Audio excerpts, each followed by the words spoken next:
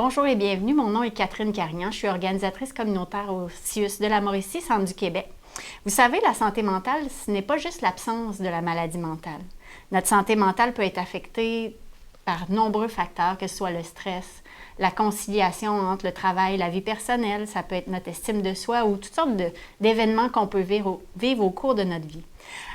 Heureusement, la santé mentale, en fait, est donc aussi importante que la santé physique. Et ça concerne tout le monde à tous les âges. Au CIUS de la Mauricie, Centre du Québec, nous sommes là pour veiller, à vous soutenir, à vous accompagner. Et c'est ce dont on va jaser aujourd'hui avec deux de mes précieux collègues. Alors, il y a avec moi Nathalie Barry, qui est agente de relations humaines à l'accueil psychosocial. Merci d'être là. Et Nicolas Leblond, qui est spécialiste en activité clinique et intervenant au 811 Info Social. Merci d'être avec nous aujourd'hui. Avec plaisir. J'ai une première question parce que, santé mentale, on en parle, mais des fois, on n'en parle pas trop, c'est un peu tabou, mais ça nous touche tous, on est tous concernés. Mais quelles sont les raisons pour lesquelles une personne peut dire « Ouais, je pense que j'ai besoin d'aide, il faudrait que j'aille demander de l'aide ». C'est quoi ces raisons-là qui pourraient amener les gens à prendre conscience là, que ce serait le temps d'avoir de l'aide? Les raisons sont vraiment très variées, là. Ça dépend, ça peut être très large aussi, puis ça peut être différent au niveau de l'intensité aussi. Okay. On peut vivre des petites difficultés. À partir du moment, je pense qu'on se questionne puis qu'on se demande si je vais bien, si on vit des choses difficiles aussi. Ça peut être, je peux peut-être donner des exemples, vivre un deuil, une rupture amoureuse, une perte d'emploi. C'est des situations qui peuvent être difficiles puis qui amènent une déstabilisation. Alors, ça se peut qu'on ait besoin de rencontrer quelqu'un, de parler à quelqu'un. Okay. Quand on vit des difficultés puis qu'on a de la difficulté à retrouver pied, ça se peut l'équilibre. L'équilibre, à certains moments de notre vie, ça se peut que ce soit pour X raisons plus difficile. On vit plus de stress, des symptômes anxieux, dépressifs. Bien, ça peut être des signes qui nous disent, je pense que ça serait bien que je fasse une démarche. OK. Parce que dans le fond, on pourrait penser que les services en santé mentale au CIUS, c'est pour les gens qui ont un diagnostic, comme une personne qui pourrait avoir un trouble bipolaire, schizophrénie, mais ce que tu nous expliques, c'est que non, c'est bien avant ça, c'est pas nécessairement avec un diagnostic, mais peu importe le déséquilibre qu'on vit, quand on sent que là, on manque d'outils, qu'on est fragilisé, bien, c'est à ce moment-là qu'il faut aller vers les services, c'est ça? Absolument. Excellent. Ça peut être quand on a un diagnostic, aussi. Mais je pense que mieux vaut prévenir que guérir, exact, qu'ils disent. le dicton Donc, le dit. c'est ça. Si on sent qu'on a un malaise, qu'on se sent moins bien, puis qu'on se questionne, je pense que ça vaut la peine de nous appeler puis de regarder, qu'est-ce qui ne va pas, puis est-ce qu'on peut faire quelque chose pour les soutenir, pour les aider. Exact. Donc, vous pouvez venir les rassurer aussi, normaliser, puis les aiguiller selon la situation vers les bons services. Absolument. Et du moment où on considère qu'on a besoin d'aide, on appelle où? Parce que là, c'est ça, les gens nous le disent, nous, comme organisateurs communautaires, le CIUS, c'est gros, je ne sais pas par où entrer. Donc, du moment où on sait qu'on a besoin d'aide, à quelle porte d'entrée on cogne, vers qui on s'adresse? Bien, effectivement, Catherine, le CIUS, c'est gros, des fois, on s'y retrouve moins, puis, tous les organismes, les ressources, tout ça, fait que j'aurais le goût de dire, en fait, vous pouvez appeler au 811 à Info Social. En fait, c'est tout simple. Nous, on est un service d'intervention psychosociale qui est offert à toute la population du Québec. Mais notre équipe ici, on travaille vraiment dans notre communauté là, pour la Mauricie, Centre du Québec. Donc, bref, vous pouvez nous interpeller pour toute situation. Comme le nommait Nathalie, il n'y a pas de bonne ou de mauvaise raison. Ça peut être des inquiétudes en lien avec la santé mentale. Ça peut être parce qu'un proche a des difficultés. Vous avez besoin d'informations, quoi que ce soit, bien, appelez-nous, puis il y a un intervenant qui va être là pour vous accompagner là-dedans, puis regarder un peu comment vous aider dans tout ça, puis démêler aussi là, ce qui est en train de se passer. Et bref, on est une porte d'entrée vers les services, entre autres ceux de la santé mentale. Okay.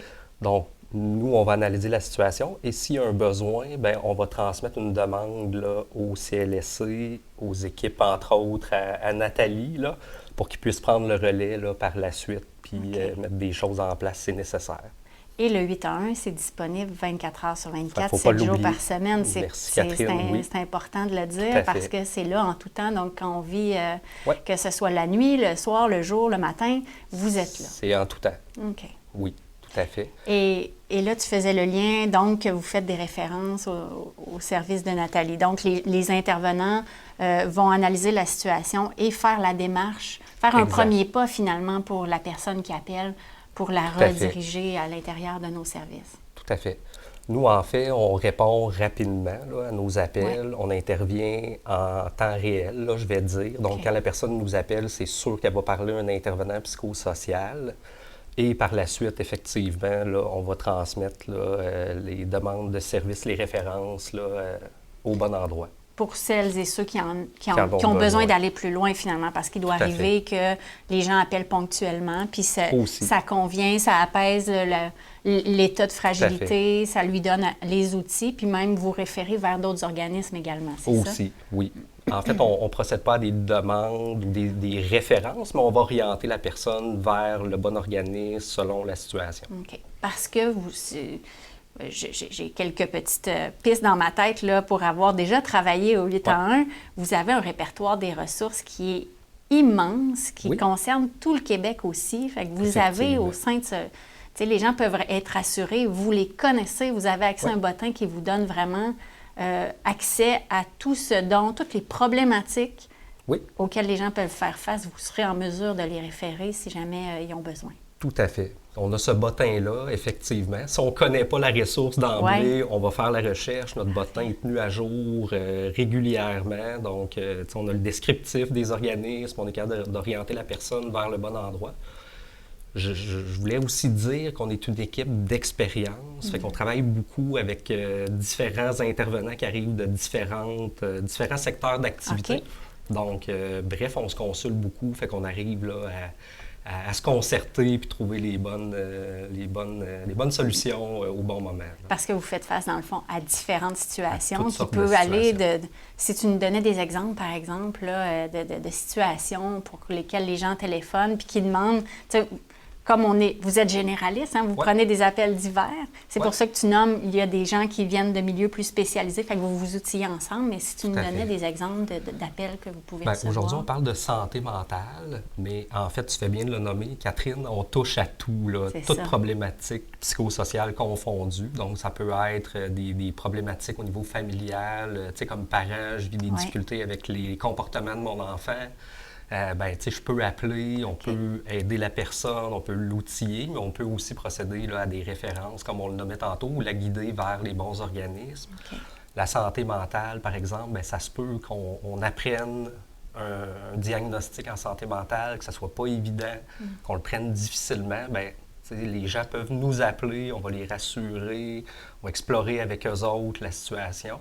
Maintenant, même chose, on peut vivre des moments de crise à travers notre vie, que ce soit un trouble de santé mentale ou non, pour différentes raisons, comme le nommait Nathalie tantôt, un deuil, une rupture, une perte d'emploi, etc. On est un service de crise aussi. Fait que la personne est invitée à nous appeler. Des fois, on arrive, de par notre intervention, à tempérer un peu les choses. Des fois, ça va demander d'aller un peu plus loin, mais on a vraiment un bon processus d'intervention qui nous permet de bien analyser la situation puis de bien guider la personne vers les bonnes ressources. Là. OK. L'autre porte, c'est l'accueil psychosocial. Oui. Ce qui nous différencie peut-être un petit peu, c'est vraiment que là, c'est la demande de service. Quelqu'un qui dit, moi, tu sais, je suis pas en crise actuellement, j'ai pas besoin de parler direct tout de suite à un intervenant, mais je me rends compte que j'aurais besoin peut-être de faire une petite démarche, d'aller travailler certains aspects, trouver des stratégies pour m'adapter, pour me réorganiser. C'est là qu'ils nous appellent. OK. Alors, nous, on est là du lundi au vendredi, de 8 à 4. Nous, on a l'obligation de rappeler les gens dans les 24-48 heures. OK. Alors, quelqu'un qui nous laisse un message, soyez assurés que dans les 24-48 heures qui suivent, on vous appelle, puis on prend le temps ensemble de regarder la situation. On a des petites questions à poser pour mieux comprendre la situation. mieux connaître les gens, pour être en mesure après ça de regarder avec eux quel service qui serait le plus approprié pour répondre à leurs besoins.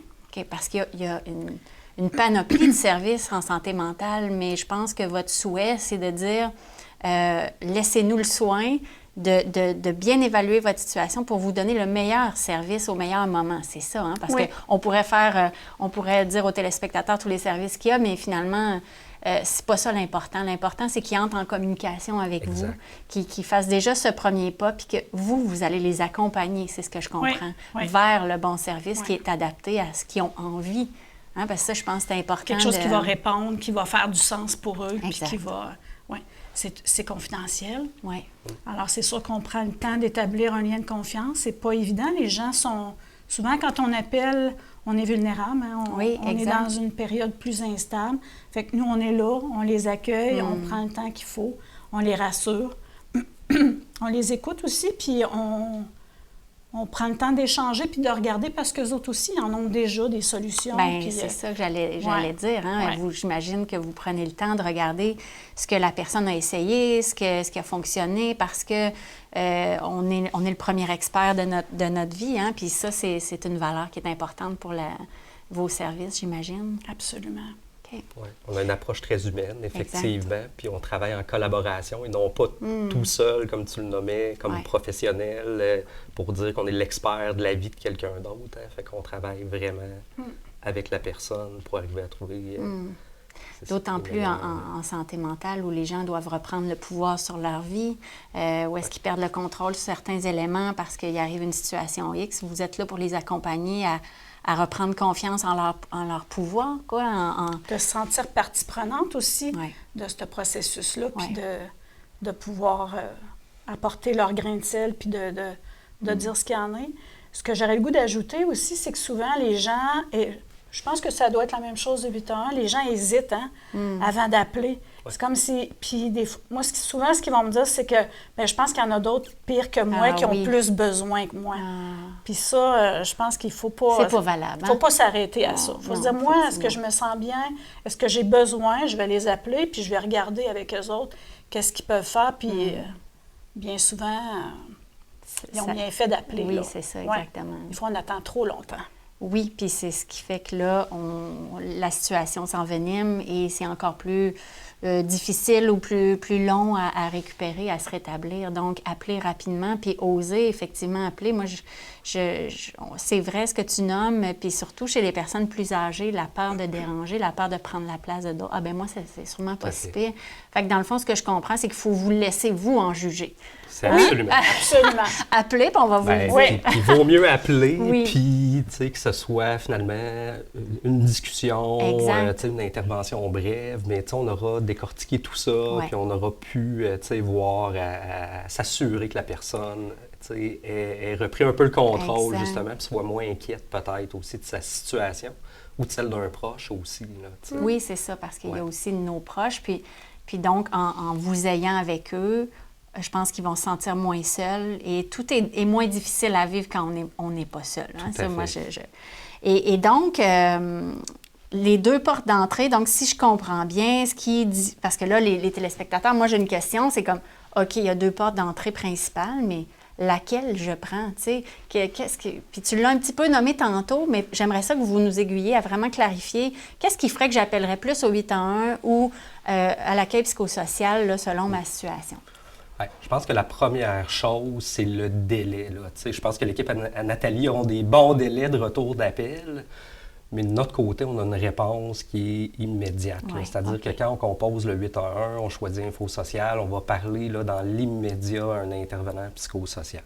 Fait que si on a des questionnements sur notre état de santé mentale, si on a reçu un diagnostic, ça va pas, on vit des émotions, on vit une crise, aussi de toutes sortes, bien, je viens de perdre mon emploi, là, je me sens complètement déstabilisée, il faudrait que je parle à quelqu'un. Exact. Le 811 serait la bonne... Oui, puis nous, on départagera de ce qui est de la demande de service, de la référence versus d'autres, tu sais, comme tu le nommais tantôt, d'autres ressources là, qui peuvent soutenir la personne. Fait que je pense que le délai, c'est ce qui est le plus important. La crise, je l'ai nommé un peu aussi. T'sais, ça se peut qu'à travers notre vie, on vive, comme je le nommais, des deuils. Ça se peut qu'on ait des idées suicidaires à certains moments. bien, appelez-nous. Il faut nous appeler, il ne faut pas rester avec ça. Puis on va vous aider, puis on va vous soutenir, puis on a des interventions pour arriver à retrouver un peu l'équilibre, à reprendre pied un petit peu dans tout ça. Là. OK. Je tiens aussi à dire qu'on n'est pas un service d'urgence. Ouais. Si vous êtes inquiet si la personne est inquiète pour sa sécurité ou celle d'une autre personne, bien, il faut faire le 911 ou, tu sais, quand il y a un danger pour la vie, là. Exact, oui, tout à fait. C'est indéniable, on fait le 911. Tout à fait. Mais vous, on parle plus de crise psychosociale. On ne se sent pas bien, on est anxieux ou on a une peine momentanée qu'on n'arrive pas à gérer. Là, on fait appel à vos services. Exact. OK. Et donc, l'accueil psychosocial, comme tu le disais, ça va être plus là, quand on veut entrer dans un processus, on veut aller chercher de l'aide à plus long terme, on n'a pas besoin dans l'immédiateté. Là, on pourrait faire davantage le numéro. Ça, ouais. On va faire une demande de service ou bien on veut... puis souvent, ça va être l'équipe du 811 qui vont nous acheminer des fiches. Okay. Des fois, ça va être bien de regarder un petit peu plus qu'est-ce qu'on pourrait faire pour un proche qui a des difficultés, puis comment on pourrait essayer d'arrimer les services. Eux, c'est par téléphone, fait que des fois, ils sont limités dans le travail qu'ils peuvent faire. Alors nous, on peut regarder des stratégies avec la personne qui est inquiète, puis voir comment on pourrait entrer en contact avec la personne qui va moins bien aussi. Fait que des fois, ça, on peut aller un peu plus loin par rapport à ça, là, dans ce processus-là. Tous les deux, vous intervenez à la fois avec les individus qui peuvent vivre des défis dans leur vie, des fragilités, mais vous pouvez intervenir avec les proches aussi, c'est ce que je comprends. Aussi, tout à fait. OK.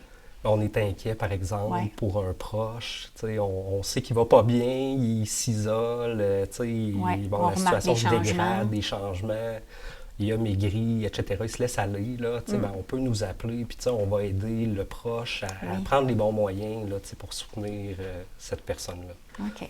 Fait qu'il ne faut pas hésiter, en fait. T'sais, quand on sent qu'on a besoin d'aide, appelez-nous. Puis il n'y a pas une mauvaise raison de nous appeler. Exactement. Fait que, de ne pas appeler est une mauvaise raison, probablement. C'est exact, hein? C'est tout ça. à fait. Puis c'est en tout temps. Fait que je pense que c'est rassurant pour la population de savoir qu'on a... Et puis, je me trompe ou parfois, c'est même plus facile de parler à quelqu'un qu'on ne connaît pas. Parce que quand on parle à un proche, on peut l'inquiéter par nos propos. « Ah, il va s'inquiéter pour moi, je veux pas ça. » Fait que de parler à quelqu'un qu'on connaît pas, il y a l'espèce de distance qui fait que la personne est toute dédiée. Elle n'aura pas de « Ah, mon Dieu, ça vous touche, évidemment. On n'est pas insensible à la souffrance des autres. Mais est-ce que j'ai raison de penser que des fois, on n'ose pas, mais c'est peut-être plus facile de parler à des intervenants qu'on connaît pas? » Je pense que oui. Je pense que de parler à quelqu'un qu'on ne connaît pas... C'est gênant, mais... Oui, puis en tout cas, pour avoir été intervenu régulièrement sur les lignes d'intervention, bien, je pense que la personne, elle est chez elle, dans ses choses. On n'est pas en vis-à-vis. Des fois, il y a certaines clientèles, c'est peut-être plus stressant, une rencontre, on va dire solennelle. Là, avec un intervenant, quelqu'un que je ne connais pas. Oui, puis effectivement, je pense que tu as raison. Excuse-moi, Nathalie, je t'ai... Non, c'est correct. C'est parce que nous, quand on complète la demande de service, on parle toujours du 811 parce qu'il y a des gens encore qui ne le connaissent pas. Puis, les gens qui l'ont déjà utilisé, moi, je leur demande à chaque fois s'ils ont apprécié les services, est-ce que ça leur a fait du bien? Puis les gens, ils disent tous que ça leur a fait du bien. Je pense que sur le coup de parler avec quelqu'un qu'ils ne connaissent pas, ça peut les inquiéter, mais quand ils ont dépassé cette barrière-là, rapidement, ça les soulage puis ça leur fait du bien, là. Exact. Puis c'est des intervenants professionnels, tu nous disais, ils ont travaillé dans différentes problématiques, dans différents lieux là, d'intervention. Puis on a un bel accueil, on est très humain, on va prendre le temps d'accueillir la personne, on rentrera pas rapidement là, dans les choses là, problématiques, on va prendre le temps de discuter un peu, on respecte le rythme, tout à fait. Bien, des humains avec des humains, ça fait de l'humanité. C'est ça, exact. Ce que je comprends, c'est que c'est ça. Ouais. Les demandes de service, on peut les compléter par téléphone, on peut les compléter en présence s'ils préfèrent en face à face. Puis maintenant, avec la COVID, on sait que le virtuel existe et puis fait que c'est un nouveau moyen que vous pouvez utiliser de faire des zooms, comme on dit dans le langage. Oui. OK. Donc, vraiment, ça offre une panoplie de façons, de moyens de rejoindre les gens qui peut être facilitant, là. Alors, j'ai une question parce que, tu sais, on parle des intervenants qui sont des humains, tout ça. Pour moi, vous faites un travail précieux, exceptionnel d'accompagnement, qui n'est pas tous les jours facile, j'imagine. Vous êtes face à la souffrance des gens, mais moi, j'ai envie de savoir qu'est-ce qui fait que vous êtes là chaque jour, avec autant de passion, de bienveillance. J'ai envie de vous entendre là-dessus. Puis je pense que les gens aussi ont envie de vous connaître un peu plus dans ce que vous faites, puis pourquoi vous le faites aussi. Fait que je vous laisse choisir qui parlera en premier. Je me lance. Ben, j'ai le goût de dire, en fait, je vois un peu la communauté comme ma famille. C'est-à-dire que quand j'interviens avec quelqu'un qui nous interpelle, qui vit des difficultés de tout ordre, là, comme on a nommé tout à l'heure, ben, j'ai le goût de le voir comme si c'était mon frère, c'était mes parents, c'était mes grands-parents, c'était mes enfants. Bref, je pense que ça alimente beaucoup le désir de continuer à travailler avec ces gens-là. Puis ça alimente beaucoup l'empathie aussi, mon empathie. Puis je pense dans notre équipe de travail, dans les équipes de travail en intervention, c'est beaucoup ça aussi, là. C'est une qualité essentielle. C'est une grande qualité à l'intervention, tout à fait. Puis, à certains moments de notre vie, on va tous avoir besoin. C'est certain que ce soit d'un point de vue physique ou psychologique. Puis j'aimerais qu'on me traite comme je traite les gens, qui nous interpellent puis qui ont besoin à ce moment-là. Fait que bref, j'ai l'impression peut-être d'améliorer le sort de notre communauté à la hauteur de ce que je fais. Puis ça, pour moi, c'est super valorisant. OK. L'aspect de donnant-donnant, parce que tu dis, moi aussi, je vais avoir besoin. À certains moments, j'ai eu besoin, j'ai eu de l'aide. Mais là, c'est comme si toi, ton travail te permettait de donner au suivant. Oui, OK. tout à fait. Puis ça a été quoi ton parcours pour te rendre là? Si tu nous parlais, là, Nicolas, le petit Nicolas, là, comment t'en es arrivé à décider de faire ce travail-là? Ah, c'est une bonne question. Bien, écoute, j'ai toujours apprécié les relations humaines, puis du plus loin que je me rappelle, j'étais là pour soutenir les membres de mon entourage, mon réseau, mes amis, dans les moments plus difficiles, tout ça, puis ça m'a toujours tenu à cœur. Fait que bref, je pense que ça a influencé mon parcours de fil en aiguille pour me rendre jusqu'où je suis en ce moment. Fait que voilà. Bien, je pense que tu es à la bonne place. Les Bien, gens merci. vont constater J'espère. ton humanité. Nathalie, pour toi? Bien, ça ressemble beaucoup à Nicolas aussi, dans le sens où c'est sûr que j'aime les gens, j'aime être en contact avec les gens. Puis moi, ça me fait du bien, puis ça me nourrit aussi. C'est d'être à l'écoute des autres, de voir toute la force des gens, la résilience des gens.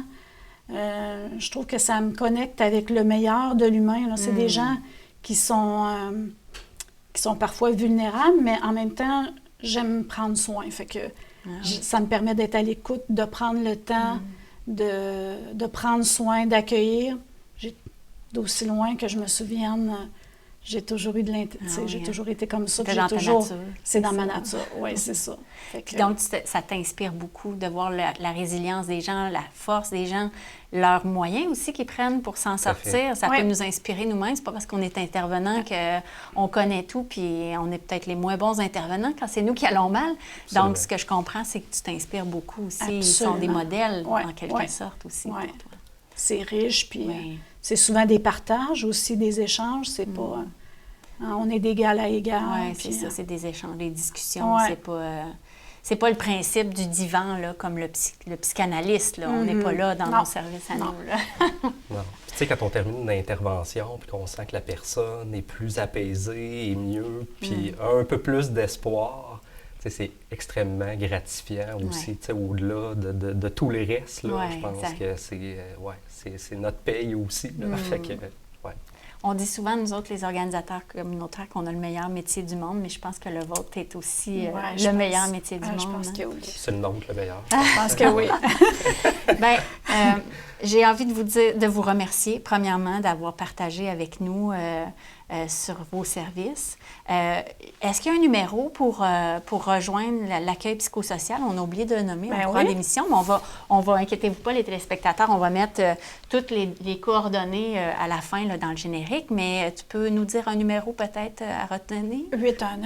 819-233-7532. 7532-233-7532 et le 811, fonction 2 pour Info Sociale. Absolument. Alors, je pense qu'on a bien compris que pour être mieux ensemble, il faut oser demander de l'aide, il faut oser s'entourer. Et Comme l'a mentionné nos invités, je pense que c'est Nathalie qui l'a dit, ou en tout cas, je pense que vous l'avez dit tous les deux, il ne faut pas attendre d'aller mal pour parler, pour demander de l'aide. Et on a des services disponibles dans nos établissements, il y a des organismes précieux aussi dans la communauté. Donc là, vous n'avez plus aucune raison de rester seul pour surmonter vos défis. Ça fait partie de la vie, puis demander de l'aide, moi je le dis souvent, puis je pense que vous allez être d'accord avec moi, demander de l'aide, c'est fort. Alors prenez soin de vous.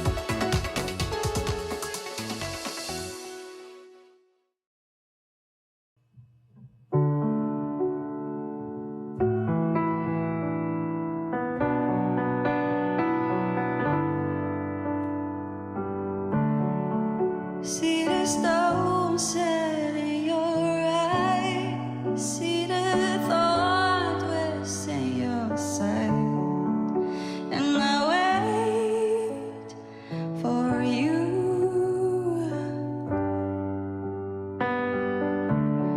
It's like